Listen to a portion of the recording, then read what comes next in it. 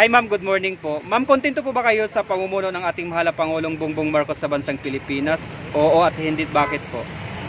Ah, Ngayon hindi na. Dati oo, pero ngayon hindi na. So, hindi na ang sagot ko kasi yung issue ng bigas, hindi niya maaksyonan. Dapat ang bigas natin, na kung saan, kung kailan siya tumakbo, doon tayo lahat inatak na gagawing 20 pesos. Opo. Pero ano nangyari ngayon?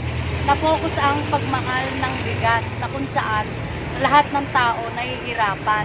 Okay. Gaya ko, ipakita niyo yung aking bigasan, walang laman. Ito na lang mga empty bottles kasi wala na akong mailagay na bigas.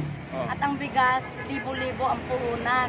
Saan kami kukuha ng libo-libo araw-araw kung napakatumal ng bentahan? Okay. Kaya sana sa pamumuno ng ating Pangulong Bongbong Marcos, pag-igihan niya pa at magkaroon